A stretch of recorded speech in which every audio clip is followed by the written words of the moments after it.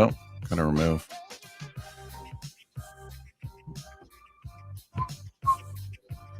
There we go. Live once again. I should probably put our guest photo up. Prominent. Less of me in that title image, more of the guest.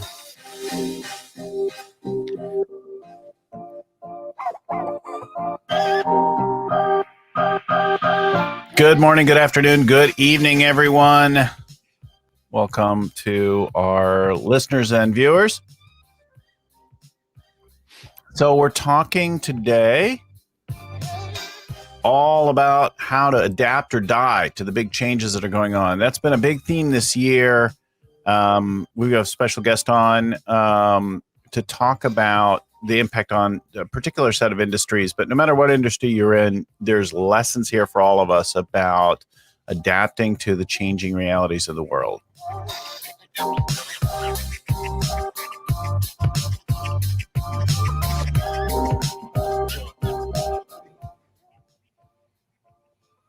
My name is Bill Gallagher. I'm the host of the show, your friendly neighborhood scaling up coach. Every week we bring a new episode here, talking to a guru, a thought leader, a CEO, somebody with a lesson, a story, a message in the world of scaling up, dealing with the big four decisions: people, strategy, execution, and cash. And we often also touch on what I like to call the fifth decision. What kind of leader do you need to be through all of this? So we're talking today with a definitely an expert in his field, a friend and a client, and a true scaling up success story, grappling with and right in the middle of adapting, helping so many other companies adapt or die. And of course, we're actually looking to thrive, not simply die, not simply avoid dying, but how do we play to win? So before we get into that, let me remind our listeners that we have over 238, I think, episodes now, approaching 240 episodes on from all kinds of thought leaders, all kinds of things. And just because that episode happened a year ago or whatever, there's lots of gold back in there. So go find that whole back catalog and more of great episodes in the four decision areas at scalingcoach.com. You can also find it on iTunes, Stitcher, YouTube, like wherever you go get your regular podcast type updates. We've got it, I think, there. If we don't have it somewhere, let us know, and we will get them all loaded there as well. If you want to, so find all that. And then if you want to subscribe or any of that kind of thing, you can go to scalingcoach.com. I'm joined now by Jeremy Bodenhamer, who you can see on the screen here as well if you're a viewer versus listener. But Jeremy is an expert in all things to do with that crossover between e-commerce and shipping. And he's been featured in TechCrunch, AOL, Fortune, Internet Retailer, Entrepreneur. He's was a 2018 Supply Chain Executive Pro to Know. He's a volunteer in his community. He's a dad to three boys who are CrossFit fiends like him and a surfer. So I wish I was more of the CrossFitter and less of the, and I wish I got more surfing time, but I love when we're not in a whole pandemic stay-at-home order and I can get down there. So he lives in Santa Barbara with his wife and those kids, and he is CEO of ShipHawk. But we're here today to talk about his new book, Adapt or Die, which is talking about dealing with the profound shifts in retail and e-commerce and the movement of things, many of which our clients have been dealing with. And I personally have dealt with a great deal in our last company in particular. So we're talking all about these ideas. Jeremy, welcome to the show. Hi, Bill. Thanks for having me. Right, 4 minutes in, you actually get a word in.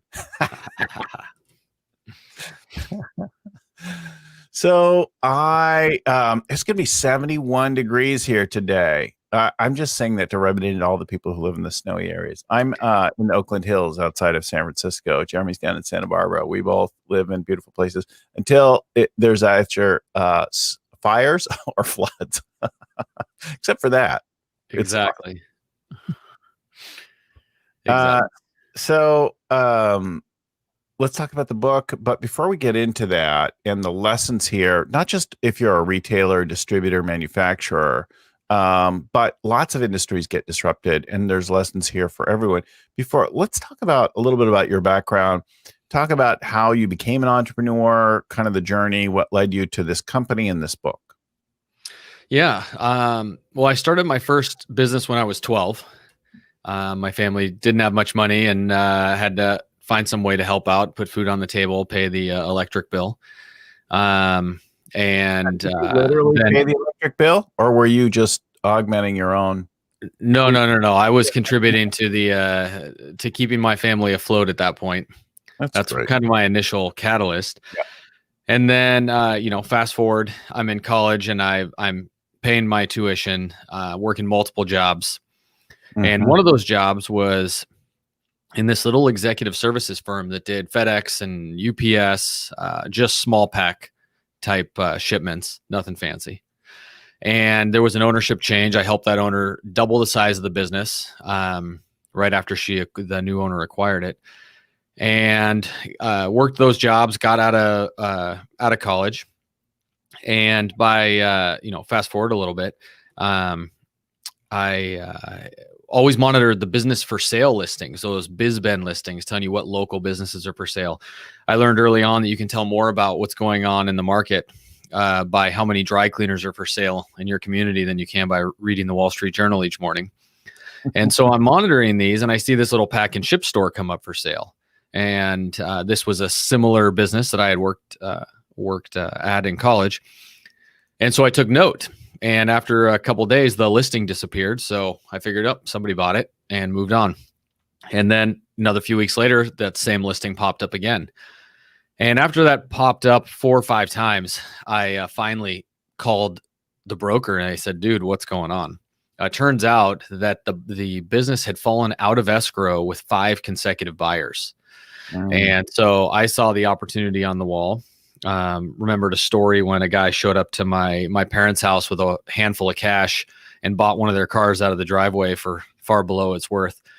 So I literally begged, borrowed, and stole, took every penny I could get, put it in an envelope, walked into the broker's office and put the envelope in his hand, thinking that the guy selling was, going to be pretty frustrated after so many failed attempts. And he looks down at the envelope, he looks at me and he goes, I assume this is your first offer. And I said, right now, this is my only offer. And I walked out of his office, just turned around, left him with the money, tried to make him give it back. Right. Which nobody wants to do. And he made me sweat for 2 days, but I got a call 2 days later and the owner was on the phone and he said, this is a very unconventional way of doing this, but I'm going to accept your offer. So he didn't want to give me the money back, obviously. So I bought myself a failing business. And I was putting my wife through grad school at the time. She's the dean of the local high school, but was getting her teaching credential and master's at UCSB here in Santa Barbara. And so I couldn't quit my day job. But the day she graduated, I did. I quit, went to work in the store. And this guy walks in with this life-size wooden rocking horse. This thing's big enough for 2 grown men to get on. And it's the depths of the Great Recession, 2008. He had lost his house and everything. He's trying to pay his bills, so he's selling his stuff on eBay. And he says, hey, Jeremy, can you ship this? And I said, sure. And I had never shipped anything bigger than a small brown box. So I did what any shipping professional does. I called UPS. And first lady I got on the phone just starts laughing at me when I told her how big the thing was. Transfers me around a bunch, learned some very important lessons when she quotes me something like $5,000 to ship this thing. And then she says, but if you open an account, I'll give you a 68% discount off some tariff from the 90s. I'm like, I don't know what any of that means, but I'll take it. That was my first lesson in freight and shipment pricing. And by 2011, my phone at this little pack and ship store in Santa Barbara, California, was ringing off the hook with customers all over the world asking me one question, which is, what is the shipping cost? An enormous amount of business had already moved online and the momentum was growing. And so I figured, hey, I have 2 options. I can scale this business brick and mortar, which sounded like a terrible, stressful idea, or I could sell the business and try to solve the problem with software. And that's what I did. Raised some venture capital and started ShipHawk. And so today, ShipHawk is a premier packing and shipping software for ERP connected companies. And that's where we're at. Well, and so much has been changing over the last period. We've seen retailers being hard pressed, constricting, shutting doors, and we've seen brands squeezed in the middle. I was had a brand and manufacturer of a fashion jewelry line for some years, and we found ourselves continually squeezed between suppliers in Asia and around the world and the retailers who were imposing fees and restrictions and things like that, pushing our margins down successively, squeezing our cash endlessly. Meanwhile, Amazon was just growing and growing and growing in its prominence and eating up folks. I mean, that's what we have in particular in North America, but and in many places around the world. But in other places, they're dealing with other threats as well to that whole world, aren't we? We are. And essentially, Amazon is just doing more effectively what the retailers back in your past were doing, right? Yeah. They've built an engine that is virtually impossible to compete against. And so that's the reality of the marketplace today. And one of the biggest reasons I wrote the book. Now, I dealt with Amazon a couple different times. Once as a reseller or a fulfillment partner, another time as a customer. So I have some experience and pretty much negotiating with Amazon that's the deal, take it or leave it. And you got to integrate with our system, as unique and quirky as it is, the way that it is. And in fact, at one point they were going to take our brand and they're like, okay, you're going to be like a featured focused brand within, and we're buying from you. And so we're taking inventory, and we had to jump through a lot of hoops to get that done. It was a take it or leave it contract, but in the end, it actually didn't matter anyway. We were just lost with everyone else, and they weren't really promoting us the way that they were promoting anyone else. And it was just like being with any other big box retailer. We were getting squeezed once again, and they held all the cards, and we were prohibited from remarketing to people or doing anything like that. So it was brutal. It is. And when you add on top of that, the fact that each new distribution center Amazon sets up, they spend over almost $250 million with robotics and, insane amounts of software and technology. I mean, you just keep adding layers to the cake here. And then you've got these little independents that are sitting there saying, well, what can I do about it? So we opened our own website, and that website with that old company still exists to this day. But our cost to ship and to process the order was so high, especially at the time when we were using one of those really big, fancy, expensive e-commerce and ERP systems all connected up and that kind of thing. So it's a brutal thing.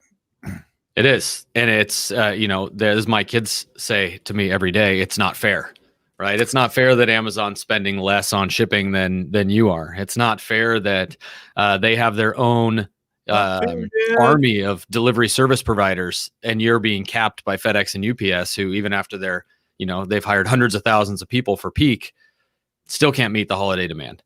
It's not fair. And so we gotta have tools to figure that out. Okay, but those new vans, have you seen the new little vans they're moving around now? I have. Well, when they start to turn those things over, it's going to be great surfer conversion vans as people move into their cars and live van life forever. I like that.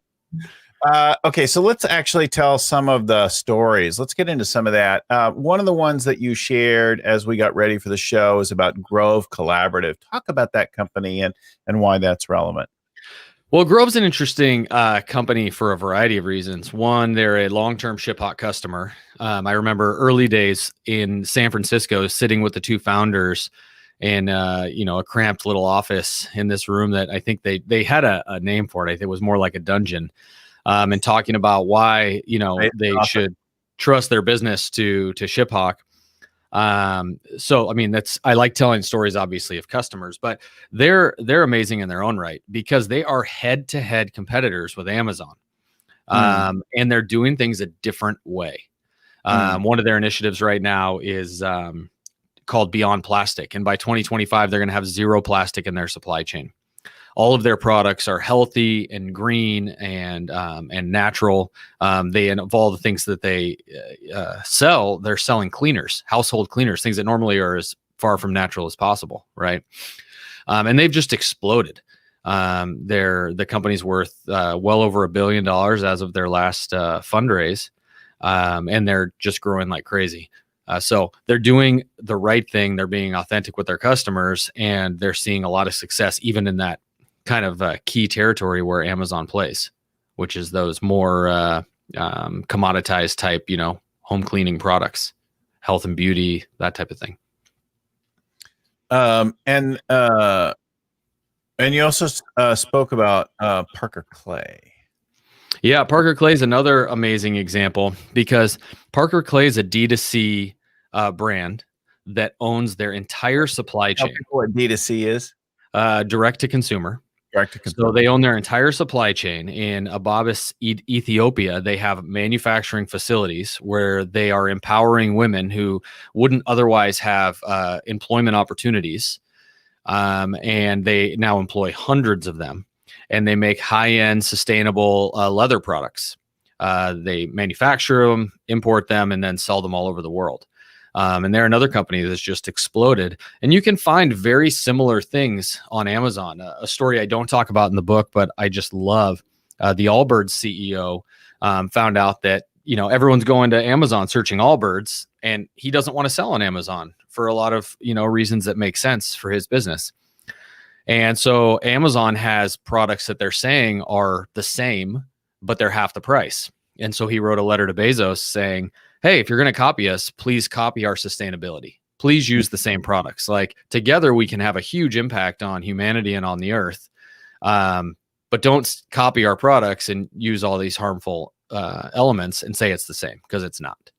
Right. So these companies that are really being authentic about who they are and taking more of that supply chain in their own hands, bringing it in-house, where traditionally they'd rely on third parties or whatever the cheapest way is, are actually seeing it improve sales, right, and drive down costs. So it's a little counterintuitive, but we're seeing it work with many of our customers and other companies. I hear a few different things going on here. So one of the things I hear is the shift to online. So if I've been selling through traditional retailers now, more and more transactions are moving online. The customer enjoys buying online. I enjoy buying online. I need to find some weird part. I need a filter for the exhaust over my stove, right?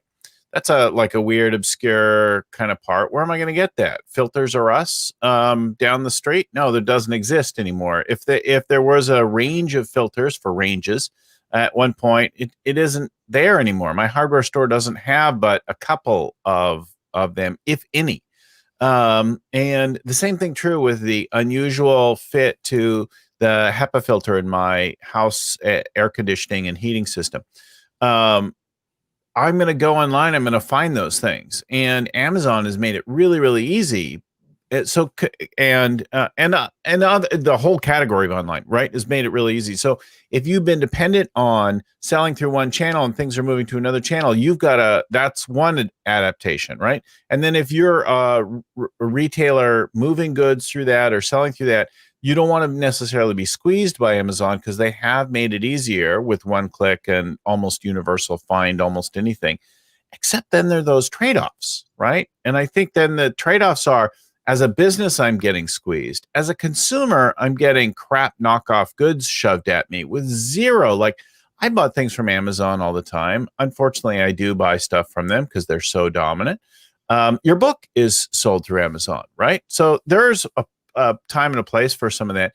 Except, as you point out, with the Allbirds CEO example, there's stuff like, I'm going to buy a cable and I get this thing that doesn't work, or some piece of hardware that falls apart right away. There's like zero quality control, and the reviews get gamed, and then there's their competition of their own white label stuff, right, where they're knocking off and competing back with you. Yeah, you just covered so many important topics. I'm not going to remember them all. Go down. I'll be honest with you. Number one, I think it's important that we talk about is we live in a world now where you cannot get everything locally anymore. Yeah. Normal things that you just might want to go out and find, you cannot get locally. You have to get them online. And that's something it's super important to talk about. I don't know the exact number off the top of my head, but in terms of the companies and products that are sold on Amazon, last I checked in 2019, they had I think about 120 million SKUs. So 120 million different products in their inventory that they could sell. And I think the number was up to 40% of those companies selling those products, and those products were from China. They're originating in China. And so you're right. There are controls that are difficult. And Amazon does white label. They white label aggressively. I was on a call 2 weeks ago with a partner of ours who has a customer who said that Amazon just white labeled dog food to compete with them. And I was thinking, more apparel and, furniture and all the things we've heard about historically. I had yet to, this is the first kind of consumable product I've heard this applying to. But yeah, I mean, the world has changed. Prime, I don't think, although the consumer understands it, digests it as 2-day, I digest it as you do, which is ease of use, right? You go to Amazon because it's easy, right? Shopify, I talk in the book about the 5 APIs of the apocalypse, and these 5 global giants that I predict in the future will own all commerce. Everything's moving to their infrastructure, and Shopify is one of those. Yeah, Shopify is one of those 5, but they have a different vision of the future. Wait, hold Shopify. Tell us who the 5 are, because the 5 APIs of the apocalypse. So an API is software that connects different pieces of software, and it communicates in multi-direction, 2-way, right? It doesn't just dump data; it speaks to each other, right? And the 5 APIs that I talk about, these giants, are Amazon, Walmart, Alibaba, JD, and Shopify. And Shopify is the only one that is really doing things in the merchant's best interest. Now, am I saying don't sell on marketplaces like these and others? No, I'm not. It's part of a strategy that every business owner has to consider. What I'm saying is you got to go in eyes wide open and see exactly what you're doing. I've got a buddy with a company that makes a special line of products that they put on Amazon, and they don't put their premium products over there because they need those customers to come to their site and buy them directly, and they don't want to risk the knockoff component, right? This is a useful thing as well to point out. So if you're a manufacturer, producer, brand of some kind, you probably already know that people create different versions of SKUs to sell in places like Amazon, Costco, etc. I'll create a variation with a slightly different feature set, a different model number, and I'll put that flat panel out to Costco, or that exercise item or whatever that I won't sell anywhere else. So it's not as directly comparable and doesn't erode everything else. Absolutely. And there's strategy behind that, right? Yeah. And even how you, like, what the count is, how many you put on there. I mean, you got to go in these things eyes wide open and go in with a specific strategy where that marketplace is going to add value to your business. It's not going to be your business. Right. I tell some stories in the book of companies where it was their business and then they ended up having no business. But what you're talking about before about the ease of use, Shopify has actually done a really good job and is going in that direction by merging all of their independence through their payment app, through their tracking app.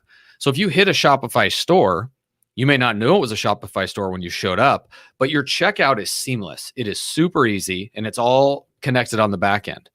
And so I see the opportunities for independence moving in that direction. But once again, that the independent merchants need to go in eyes wide open and make these decisions on purpose at this stage of the game. Can't just stumble upon them anymore. Yeah, you got to think about it. Well, so those are all things that are rapidly changing, right? Platforms, you call them APIs in this case, but they're whole almost operating systems for their environment, and they have pros and cons for each one. And you might want to be on all of them, but with perhaps a differentiated strategy, right? Repeating, Amazon, the one we talk about and think about a lot, Alibaba, Walmart, JD. Who's JD for our listeners? JD's in China. They're an Alibaba competitor. Think Walmart, Amazon US, JD, Alibaba China. and then Shopify, which all have dramatically different approaches, some more than others, to being your connector to that. Incidentally, that old company, we moved from a more expensive, complicated e-commerce platform to Shopify as we repositioned that. And the company became quite a bit more profitable at that volume level. So it was really great as it moved less and less from being in retail stores and more to direct to consumer. Yeah, it doesn't surprise me. And when you say connection, I don't want you to think connection is only software or shipping, right? As people think about Amazon. Connection is to the Ring doorbell. Connection is to your microwave or your oven or, Alexa in any device, right? Google Assistant, Siri. I mean, these assistants and these APIs, the software is being injected in everything. And those are becoming ordering devices that are able to further compound the power of the marketplace. Yeah, I love I love this thinking about the whole approach, because there is the broadness of it, right? There's that notion where I feel like I need something, I want something, right? And then there's when it actually shows up and I can open the box or unwrap it or whatever and begin to use it or enjoy it. That whole thing, finding it, purchasing it, it getting shipped to me, or even as I'm finding it, like evaluating it. Maybe I don't know which one I want, right? There's a new kind of surfboard I'd love to have. I've been looking and thinking about them. Probably it's going to go, well, it could go direct to a producer or a maker of things, probably produced by an independent contract manufacturing company. But it could also go through a dealer distributor as well, that purchase decision in the end. So there's the first sort of research and thinking about something, and then all the way through to it, I'm actually got it and I'm enjoying it. There's a lot of things happening in between that. There are. And most of us also don't think about the impact of those decisions, the impact on the humans fulfilling those orders, the impact on the environment to place piecemeal orders with Amazon that constantly show up on your doorstep, non-aggregated, right? Right. I talk in the book about this next frontier of focus from a distribution perspective being what I call neighborhood optimization. Whether it's Amazon, FedEx, UPS, anyone distributing, they want to stop at every single driveway, just like the post office does, right? Except they want orders for every single driveway, and then they want to consolidate or condense that capacity to get as it is concentrated as possible, and they drive their costs down that way. But we're not thinking about the impact of that from a broader perspective, and it's significant. Now, I know this show is about recognizing the shifts and adapting to them, and Shopify's in it positive, but say just a little bit about what ShipHawk does, because that's the line of work that you're in that had you think about writing this book that's broader, obviously, than your company. But Absolutely. So ShipHawk works with retail, wholesale, and e-commerce companies to lower packing and shipping costs, and to level the playing field so they can compete with the e-commerce giants. And the way we do that is we have shipping software for ERP connected companies, meaning ERPs like a NetSuite or anyone in that category. And we do multi-carrier rating for parcel and less than truckload. We optimize cross-carrier, cross-mode. We have packing optimization. So in the warehouse, we're telling the people that work in the warehouse what box to use, how to orient items in that box, how to build boxes onto pallets, how to assemble the order, all with software, right? We optimize for warehouse distribution point or ship from store. I read an article this morning that I think 63% of retailers now consider their retail store the final distribution point for all home deliveries. So there's a lot of optimization behind the scenes that needs to happen to identify the best distribution point, how many packages you're sending out to your customers, how the shipping cost influences that. We have dynamic rating rules, which allow customization of how shipping is employed on a per item, per order, per customer basis. Mm-hmm. We have real-time analytics and reporting so that they have the data they need to make smarter decisions tomorrow than they did today. Mhm. We also have full shipping documentation and an on-brand track and trace component, which allows visibility from when that order's placed all the way through to delivery. So all that's in one piece of software, and buyers buy it for two main reasons. Well, let me rephrase. Before the pandemic, they bought it to, number one, take decisions out of employees' hands. No one who runs a high volume warehouse wants the warehouse workers making decisions about how things should be shipped. When decisions are made by humans, costs go up. And number two, they bought because they wanted to reduce shipping costs. Then the pandemic hit, and not only did e-commerce volumes shoot through the roof, but now they can't have as many workers in the warehouse because of social distancing. So Mhm. now our number one reason for purchasing is they need to improve throughput with fewer bodies. So they need the efficiencies, and that's really what we're good at. Yeah, it's interesting.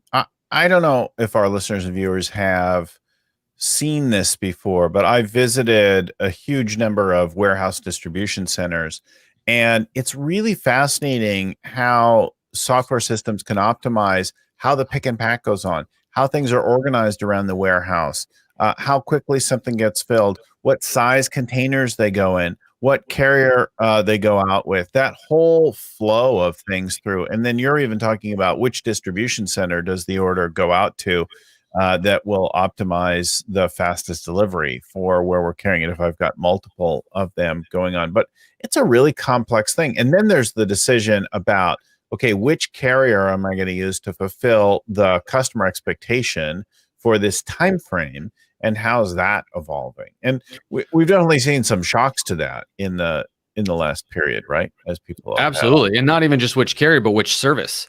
We analyzed hundreds of thousands, just under 1 million shipment records of customers and prospects internally, and found that even with only one or two carriers being used, so I'm single sourcing with FedEx, or I'm using FedEx in the post office, that Yeah. shipments internally were being misrouted at a rate of greater than 1 in 4. Or Ooh. sorry, greater than 1 in 5. It was 22.3% or somewhere right around there. Yeah. Meaning that they aren't even using the cheapest service that meets the requirement, the delivery promise, even when it's available. Right. And that comes back to one of those buying reasons, right? Which is, if people are making decisions, costs go up. And so if you have a world where not only is that routing an issue, but FedEx and UPS are coming in saying you can only ship this many packages a day or this many packages a week because our network's overwhelmed. How do you intelligently reroute those packages to other providers? Which ones are the best? Which ones meet the promise? Because all of this impacts the customer's experience, because the only experience outside of the website that they have with the brand is the delivery, of which they have very little control. So if they don't take I talk to my boys about this all the time, about the levers they have in life to control things, and they're few and far between. So if you don't utilize them, you could be left out in the cold, right? So you got to use the ones you've got. Yeah. Yeah, it's funny. There are, like, I don't want that end person making a decision on each and every package and understanding it and researching it. I mean, even if you did do that, and I've played with shipping software where you do that, it's a time-consuming thing to, change the option and then see what the prices pop up and then pick one of those and then see, does this package conform to that with that delivery window? That's a time-consuming thing that the computer can solve for you pretty quickly. The software can do, right? Absolutely, which means you're spending more money on the shipping, and you're spending more money on the fulfillment and every part of your fulfillment. Yeah. It costs that amount. Delaying your throughput and delaying your throughput and the customer's experience, right? And so that means that a competitor like an Amazon selling even a similar product of lower quality is outperforming you on that experience by a massive amount. Well, if you go and calculate time and effort study on what you're spending to get things out the door, and the time it's taking you relative to a highly optimized multi-billion-dollar company and what they're doing it. And even, I mean, we can tell that Amazon is not doing it in the most holistically perfect way, because I've got 4 different shipments showing up that aren't consolidated, all with different packaging and things packaged inside of packages, right? Sometimes. Yep. It's crazy making. That's not good for the planet. or multiple drops. I've got one driver who comes by and drops something from that. None of that is particularly efficient in the grand scheme of things. It's not at all. And the main metric we use to look at that internally is throughput within the warehouse and improvement over whatever legacy process or shipping software they were using before. And so what we see is improvements of 3x, 5x. I think the best we've seen was 9x improvement over their prior process by putting our software in place. And those are the type of little things that make a huge impact in an operation. I mean, they can even impact your rent. How much warehouse space do you need? If you've got better throughput, you don't have as much, your storage costs are different, right? Maybe it's not as much in a post-pandemic world where lean is going to be frowned on for a little bit because everybody ran out of everything like toilet paper, right? Paper towels. But in that lean, that lean world, it matters. Yeah. It's one reason people love robots, right? Robots don't use bathrooms or park cars. Cost you less. Till they need rebooting. True. Lubricating, maintenance, recharging. Here's another thing. I think for our mid-market and early stage entrepreneurs, there's another thing I think that both as the consumer and as the entrepreneur there is probably really interesting. And that's living in a world of a rich, diverse world, right? Versus living in a world of bland sameness and declining quality, declining margins. I remember, so we manufactured in lots of places all over the world, but a lot in Bali. And when my wife first went to Bali years ago, and we moved most production to Bali in those days, it was an amazing, rich, and unique kind of a place. And it still is to some degree. But a big piece of that was lost. And I remember after we'd been manufacturing for a few years, I went back there on one of our, visit the factory, work on production, look at new designs, prototypes, things like that, work through issues. And as we drove into the little central town of Ubud, I was overcome with the fact that there were multiple Starbucks and Ralph Lauren shops in the same tiny little town. So now every corner had an internet cafe, which feels pretty good, except most of them were Starbucks or some Starbucks knockoff. And then there were all these Ralph Lauren polo shops. And I'm like, what the hell? How did we get to this place where these massive, gross, sort of global brands of blandness are being pumped out to us for predictability instead of discovering some unique, delicious coffee Bali, blend of coffee that you're going to drink that you're never going to have anywhere else. You're going to be pumped out some crappy venti frappuccino nonsense that is the same exactly as you had in Carlsbad. And now you're there on the other side of the world. My team is going to, at some point hate me because I say this so much, but small and mid-sized companies feed families and build communities. And that is one of the keys to everything we do, why I wrote the book, the whole thing. But unrelated on the note of what you're talking about, it drives me bananas. Drive into, I go to Texas on a trip and it's just fast food chain after fast food chain, Walmart after Walmart, right? And you can see over time as I get older, the character of all these places being lost to homogeny, right? Everything's the same everywhere. And it's not just that we're losing the character. Think about the families, right? Someone posted on Twitter last week. I posted a response because the concept always offends me. And I'm not easily offended. I just get really frustrated when the people post how much Amazon is hiring and saying, "Oh, you said Amazon was taking jobs." They are taking jobs. They're taking good jobs and producing many bad jobs, poor paying jobs, right? Yeah. Exploitative jobs in some regards. Those people are not people that were working, on Main Street before, when Main Street still existed, running their own little family business, right? That world is gone. And so, but that is the world that supports our communities. I mean, think about what an Amazon does to the tax basis locally, right? All those sales are not happening here anymore. So where's that money come from, or where does it go to? Yeah. So if we connect that entire purchase all the way through, we really have a responsibility as buyers, right? Because we all bought on Amazon. We're both probably Prime members. I am, even though I wrote the book, right? But we have a responsibility as buyers. I need the Prime TV now since I'm spending time at home. But and I asked this in the book: what kind of buyer do we want to be? Yeah. Well, here's the thing. We were talking about sameness and blandness and unique character. There's a place for both, really. Like, I go to a foreign country. I love experiencing the local culture, the local food, the local goods, things like that.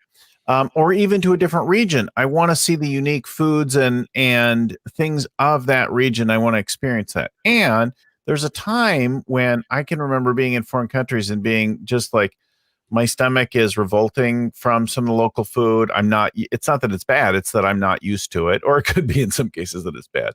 And I like go to a McDonald's for a break. Now, do I like McDonald's that much? Not really. It's a predictable thing that I'm used to physically, mentally, right? And so you'll go to a place like that for that moment. But if your whole life is lived like that, that's not a good thing, right? And to have everyone engaging and participating, that's always the thing. That's not, I mean, some of it, yes, right? I would rather have some interesting local coffee.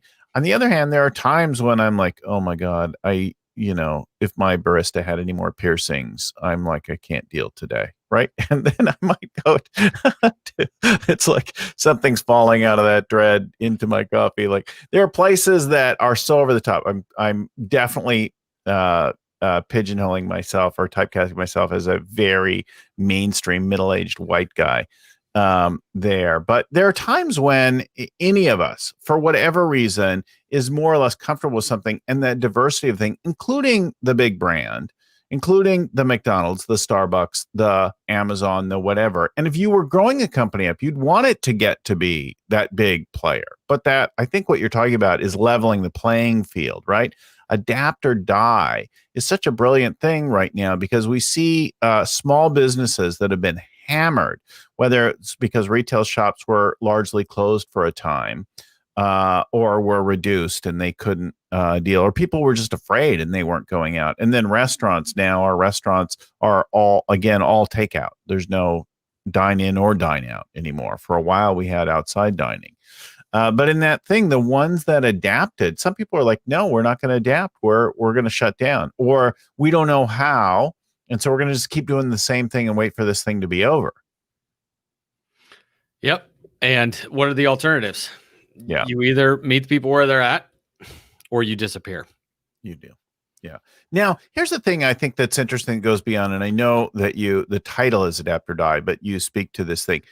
If you lean into the reality and the changes and the trends, there's actually great opportunity.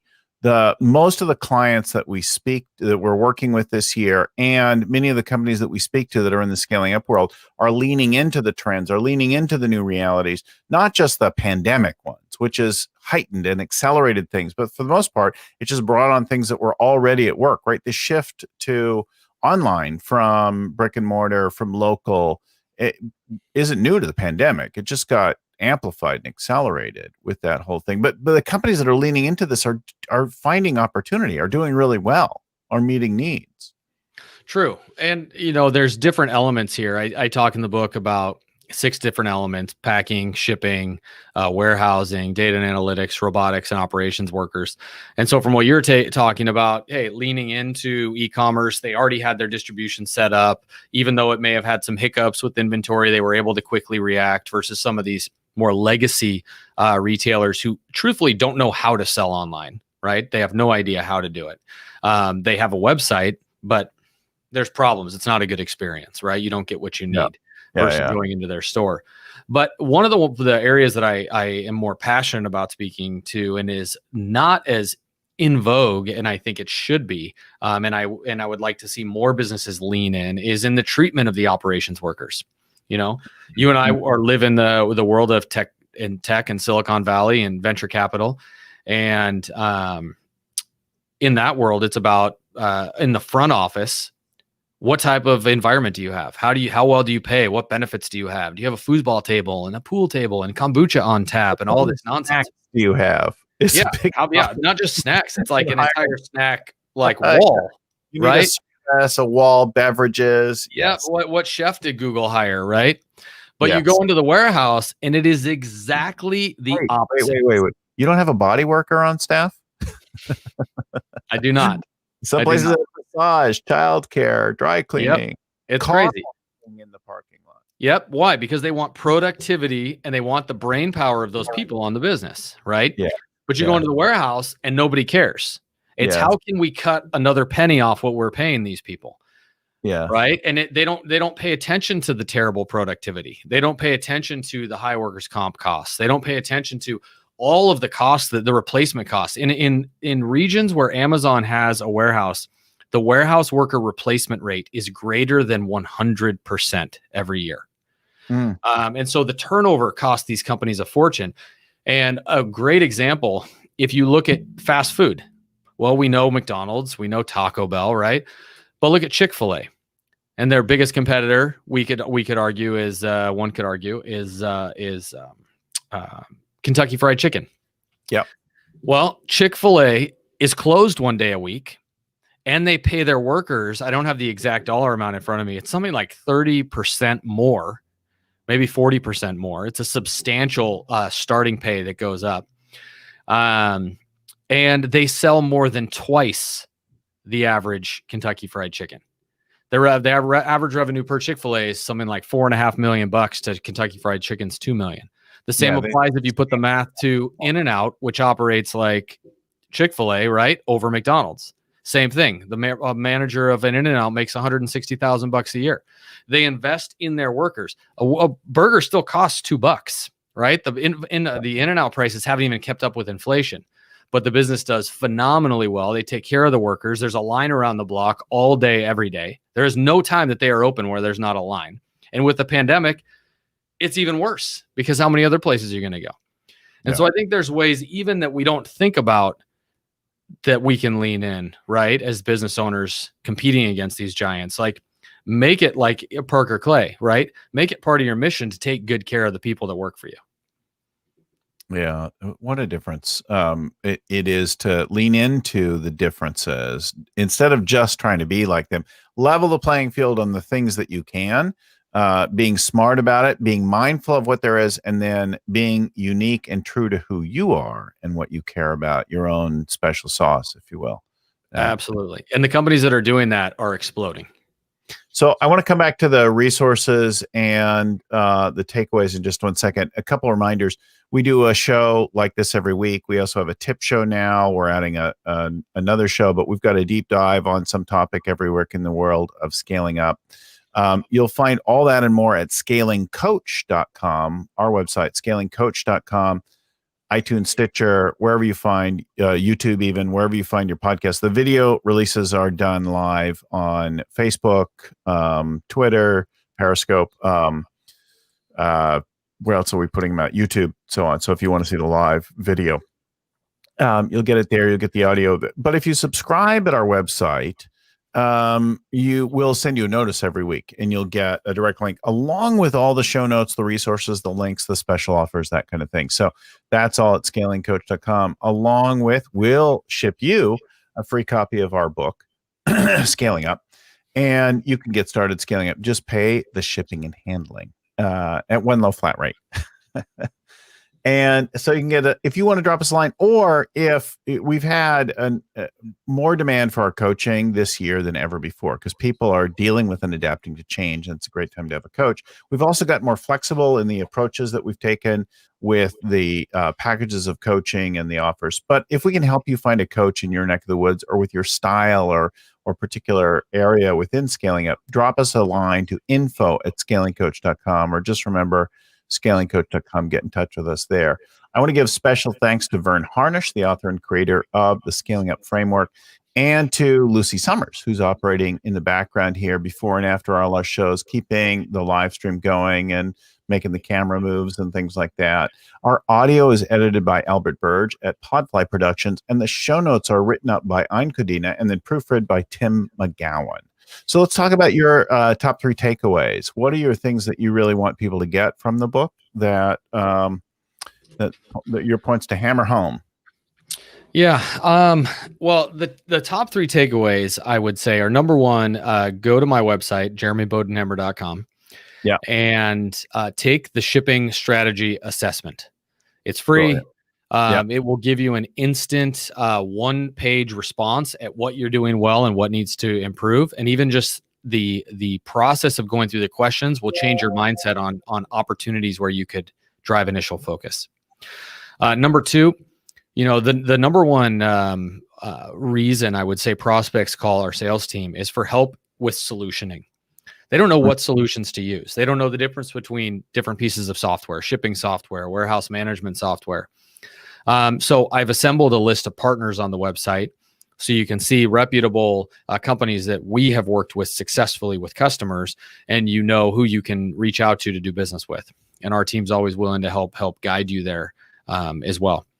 And then I would say my final piece of advice is if you're an independent business, an independent merchant, small, mid-sized company, keep fighting. Don't give up. I know that the giants are giant, beyond comprehension big. But if you're unique to yourself and you make that clear in your business, it will work. It will pay off. And if there's anything that I can do to help you there, you can find me at jeremybodenhamer.com or at ShipHawk. My friend, my client, author, CEO, jeremybodenhamer.com. You'll find Jeremy Bodenhamer's link in the show notes on the screen, et cetera, et cetera. You can find him. Go get the book, Adapt or Die. Thanks, Jeremy, for joining us this week for the show. Thanks, Bill.